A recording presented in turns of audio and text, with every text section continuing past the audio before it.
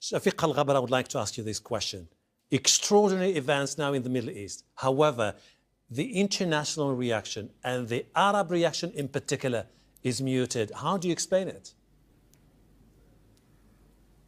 The international reaction is beginning to somehow catch up. There is a call for an independent investigation by the British as well as by Germany. There is condemnations by Amnesty International and similar agencies. The question in the Arab world is the one I think is more serious. The Arab populations are very much in a state of anger, and the scenes of the embassy opening in Jerusalem in a context of settlements and in a context of what is going on in Gaza and in the West Bank created a lot of frustration, and it is creating and leaving a mark in the entire Arab population. Regime systems, it varies. Some do have a voice. Kuwait, for instance, did make a move in the UN Security Council yesterday, trying to move in a certain direction. Other states are in a state of denial that there is a deal coming in the pipeline. But this is not reflective of populations, of grassroots realities. It is only reflective of one man, one show in so many different regimes in the region. And that can be, that can change in a minute. As we saw in 2/11, it can change in any direction at any time. Doesn't reflect the deep-rooted feelings among the populations of the Arab world. Okay. Mr. Al-Ghabra, the dogma has been so far when it comes to the Middle East peace process that if peace is to prevail, there needs to be two things. Israel should recognize the right of the Palestinians to have their own state with East Jerusalem as their own capital, and at the same time the Arabs should recognize Israel as a state. That doesn't seem to be the case anymore. Where does this leave the Arab world? Do they have to rethink the whole dogma that has been going on, which doesn't seem to be now taken into account seriously by the Americans?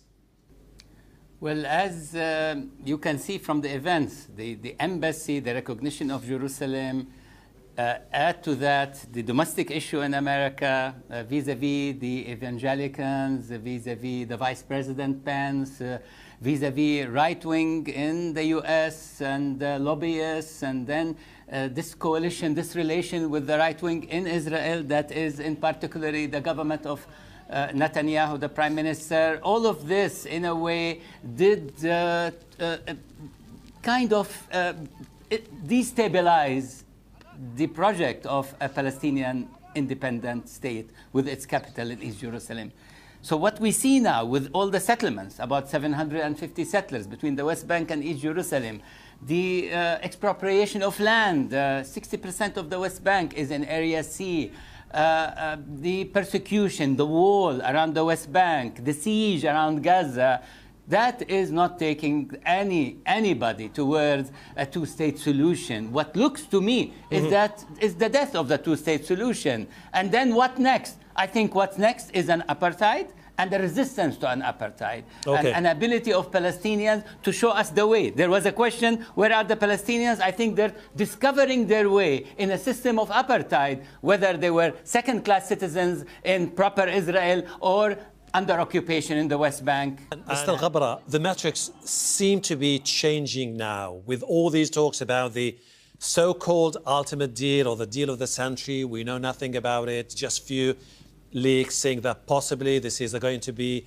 East Jerusalem to Palestinians give up on their dreams for East Jerusalem in exchange for Abu Dhabi's refugees. There's absolutely no way they can go back home. It seems to be a totally different political reality that the Palestinians and the Arabs have to deal with. So, you see, when you look at the events surrounding Gaza, you realize that no settlement can be imposed on the Palestinian people without their consent, without them being represented, as well as without their real, deep, honest voice and narrative. And therefore, what you see today is an ongoing situation of settlement building around Jerusalem. But there is in Jerusalem more than 300,000 Palestinians. Don't tell me they're going to be the next wave of refugees. There are 2.5 million Palestinians in the West Bank.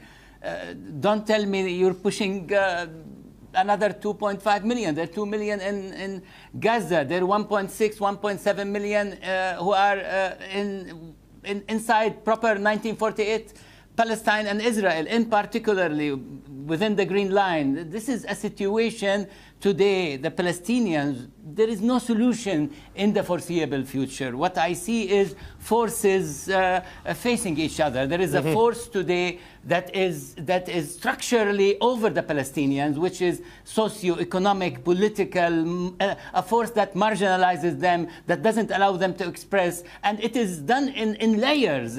One of the layers is to control the Palestinians who control the Palestinians. Another layer is the total siege of Gaza, but a full dependency on Gaza, on the occupation. Another layer is the wall around the West Bank. Another is to keep pushing the Palestinians in East Jerusalem by the day, by the block, by the house, by the neighborhood, and to bring in more settlers and more settlers. This is no way for peace. That structure has to end. Okay. Now, what kind of solution will all of this bring? How do we address the issues? You end up the repressive structure, and then a lot of things and possibilities can take place between the two peoples, the two populations, between everybody that has an interest in peace, but also justice.